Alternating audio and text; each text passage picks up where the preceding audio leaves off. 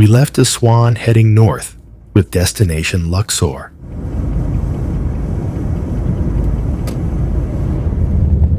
We decided to travel by car instead of taking a boat trip, primarily to save time. However, it turned out to be also more interesting as we drove through villages and observed everyday life in the streets, places preserving their authentic character as tourism development had yet to leave its mark.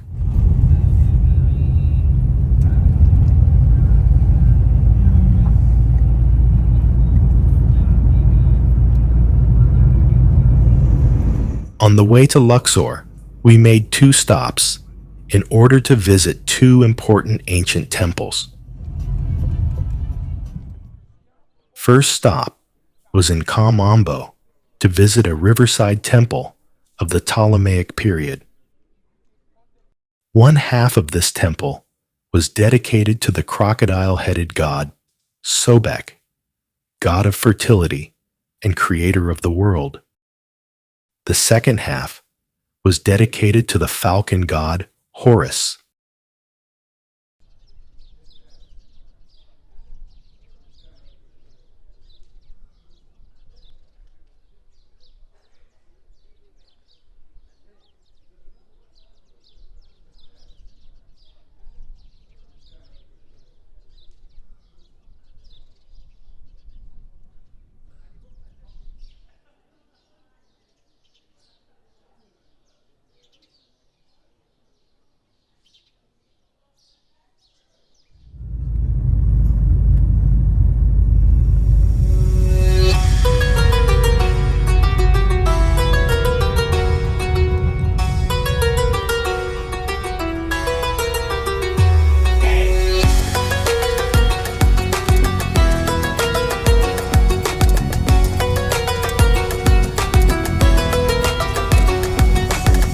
Driving through these streets was an experience in itself. The traffic was pure chaos. Everyone drove however they pleased. No traffic lanes, no right-of-way, no rules. Yet there was no rush, no irritation, no stress. Somehow, everything was perfectly synchronized in this chaos of the street.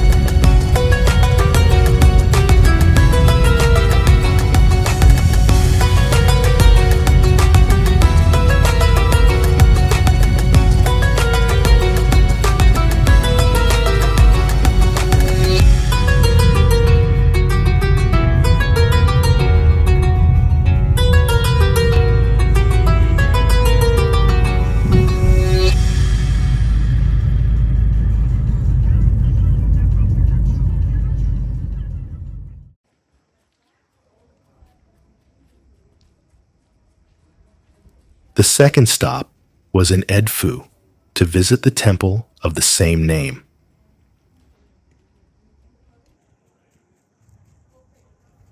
This temple was built from sandstone and dedicated to Horus. Ancient Egyptians believed that this was the place where the infamous battle of Horus and Seth took place.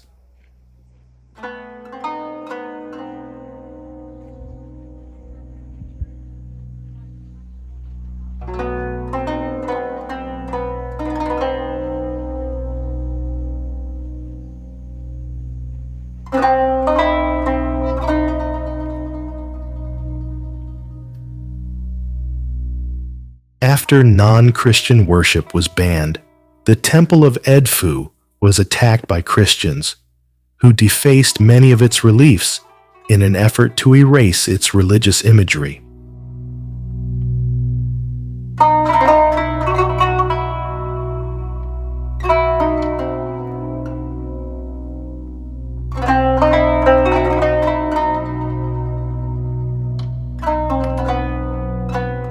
Despite this, the temple was remarkably well preserved, as it remained buried under more than 12 meters of desert sand for centuries.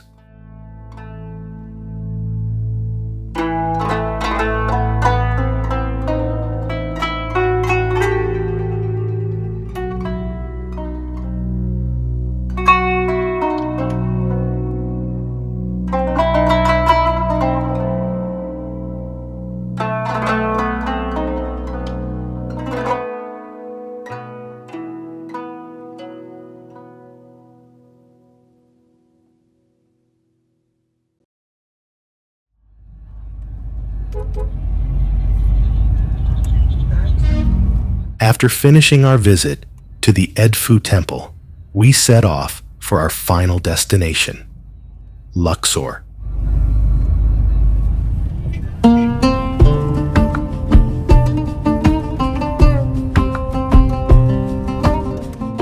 We took the road on the east bank, which, although narrower, was more scenic, passing through small villages and large sugarcane farms, an important economic activity in the area.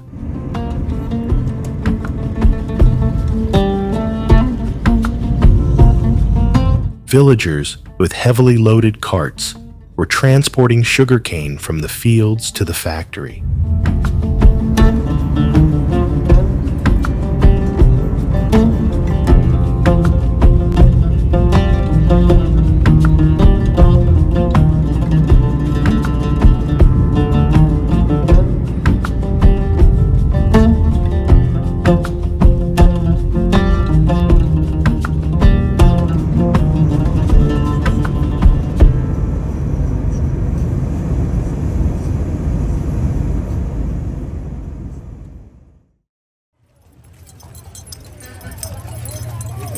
We arrived in Luxor around noon. After settling our luggage at the hotel, we took a horse-drawn carriage ride to get our first glimpse of the city.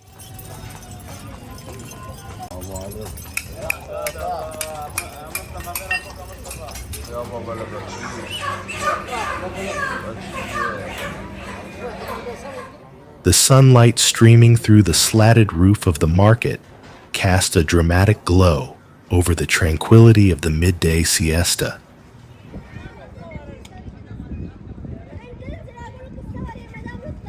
We eventually reached the Nile, where the afternoon breeze made a felucca ride the perfect choice for some fresh air.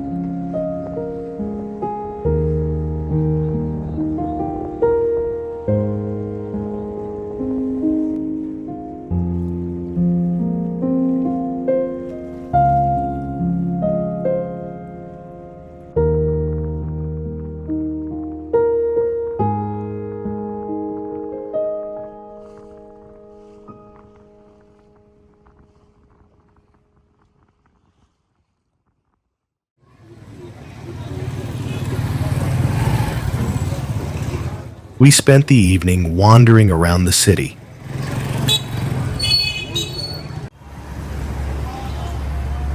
The streets were filled with people, mopeds, and cars.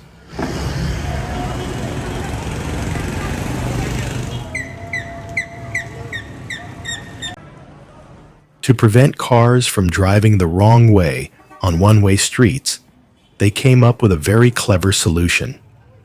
Strong metal spikes that would retract into their base when pressed from the correct direction. From the opposite direction, however, they acted like blades that could slash the car tires.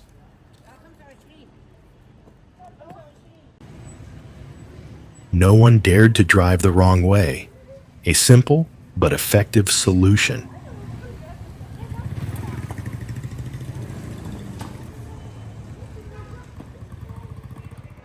We ended up at the hotel for dinner. The view from the rooftop terrace was perhaps the best one could have in the city. The Luxor temple illuminated, with the Nile right beside it.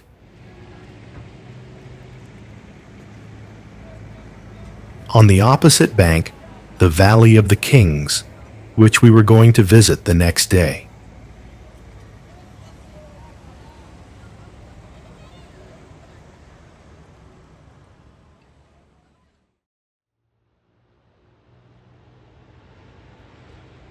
Same place, the next morning. While having breakfast on the rooftop of our hotel, we watched hot air balloons take off for a flight over the Valley of the Kings. It was early, just before dawn, as the balloons needed to be in the air to catch the sunrise. This experience was scheduled for the following day. Today, our plan included a visit to the tombs in the Valley of the Kings.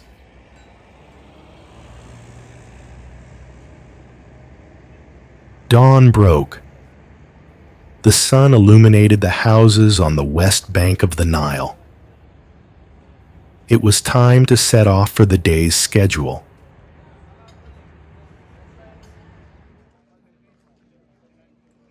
The Valley of the Kings, a vast ancient burial site for pharaohs and powerful nobles of the New Kingdom of Egypt. The valley houses over 60 tombs, including the famous tomb of Tutankhamun, offering a fascinating insight into ancient Egyptian beliefs about the afterlife.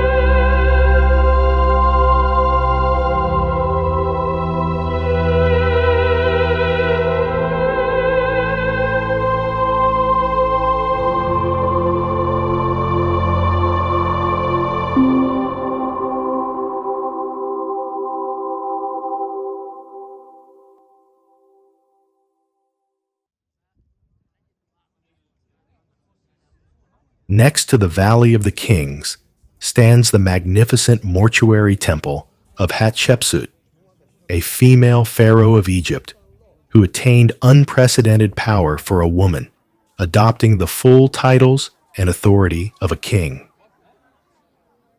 Although her long reign was a time of peace and prosperity, marked by magnificent art and ambitious building projects, her methods of acquiring and maintaining power hint at a darker side to her rule and character.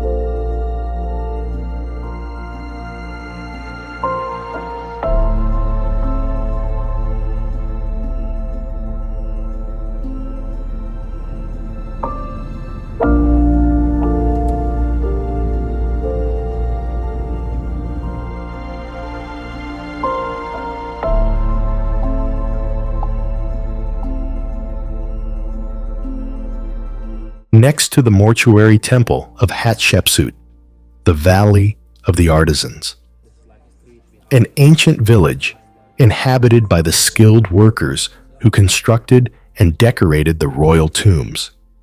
In their spare time, they built and decorated their own tombs.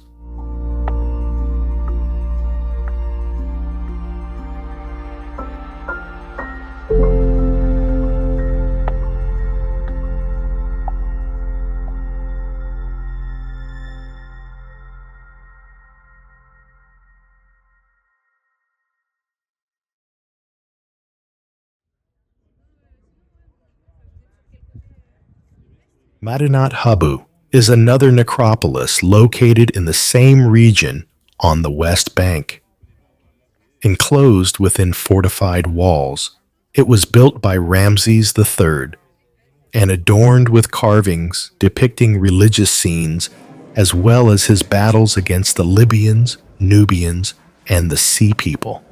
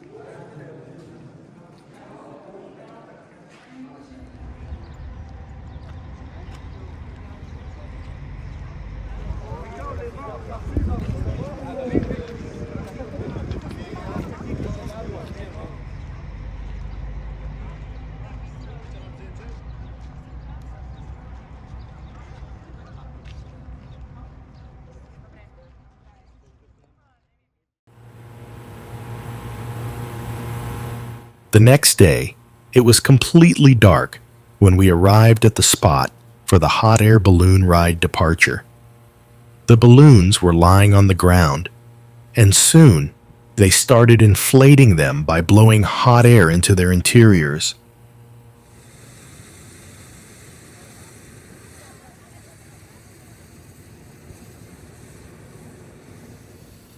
After a while, we were ready for takeoff.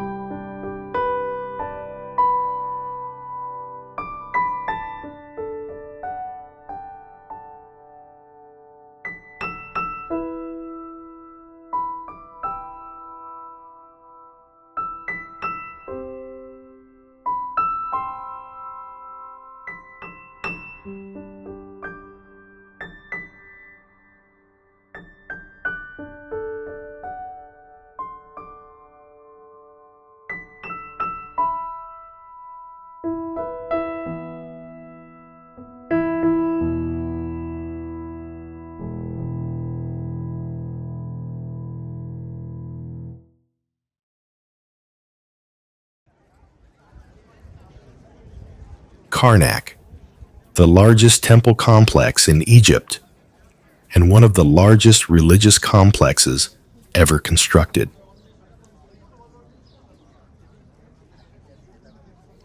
It was believed to be the spot where creation began.